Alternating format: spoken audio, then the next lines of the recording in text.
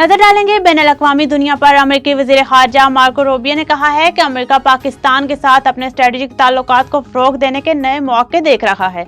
उनका कहना था कि पाकिस्तान के साथ ताल्लुकात में बेहतरी भारत के साथ अमेरिकी ताल्लुकात में कोई फ़र्क नहीं डालेगा।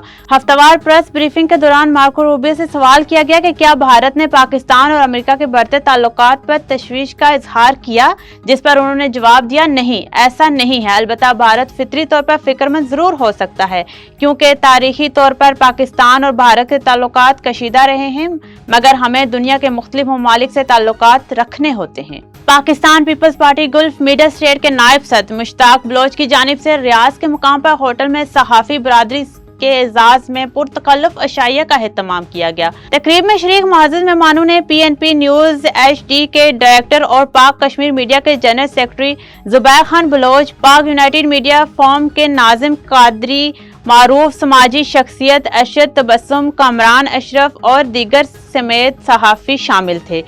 इमरान अवान ने कहा कि हमें एक दूसरे के साथ तावन और इत्तेहाद के साथ काम करना चाहिए। अरशद तबस्सुम के तमाम सहाफ़ियों को खराज तहसीन पेश किया, जो दरियाए गैर में रहते हुए अपने पेशा वाराना जिम्मेदारियां बाखूबी निभा रहे हैं। चीनी माशरे में कॉफी कल्चर तेजी से फ़रोग़ पा रहा है। नौजवानों की एक बड़ी तादाद कॉफी से लुत्फ़ अंदोज़ होने के साथ साथ कॉफी से जुड़े आर्ट सीखने में भी गहरी दिलचस्पी ले रही है।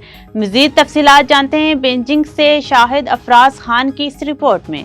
चीन में घरेलू काफ़ी मेकर्स की फ़रोख्त में रियासती सब्सिडी और काफ़ी कल्चर के रोज़मर्रा की आदात में गहराई तक सरायत करने की वजह से नुमाया इजाफा देखने में आया है। नौजवानों की एक बड़ी तादाद काफ़ी से जुड़े आर्ट सीखने में भी दिलचस्पी ले रही है। काफ़ी के शौकीन अफराद के नज़दीक उन्हें काफ़ी आर्ट बहुत फ़नकाराना लगता है। हैरत होती है कि दूध से इस तरह के नमूने कैसे बनाए जाते हैं। माहिर अफराद अक्सर नए नमूने सीखने या जायके बदलने के लिए सोयाबीन की जगह दूध का इस्तेमाल करते हैं। जैसे जैसे काफ़ी रोज़मर्रा ज़िंदगी का हिस्सा बनती जा रही है और घरेलू आलात पर सब्सिडी जारी है, वैसे ही काफ़ी मेकर जैसे घरेलू आलात की खरीदारी भी एक रुझान बनती जा रही है। ई-कॉमर्स प्लेटफॉर्म्स के जरिए भी काफ़ी मेकर्स की फ़रोख्त में नुमाया इजाफा देखा गया है। रियासती सब्सिडी और स्टोर्स की रियायत से सारिफीन को नुमाया बचत होती है। सन 2029 तक चीन की काफ़ी मशीन मार्केट 10.6 अरब युआन तक पहुँचने की तवक्को है। मुकामी काफ़ी मेकर्स के मुताबिक उनकी मुल्की सतह पर फ़रोख्त की आमदनी में कम अज़ कम 50% इजाफा हुआ है। 3 साल पहले वो बुनियादी तौर पर बरामदात पर इन्हिसार करते थे। अब घरेलू मार्केट कुल फ़रोख्त का 60 से 70% है। चीन की जानिब से हालिया बरसों में मुकामी सनतों को तरक्की देने की भरपूर कोशिश की गई है, जिसका नतीजा मुआशी समाजी तरक्की समेत रोजगार के नए मौक़ों की सूरत में उभर रहा है।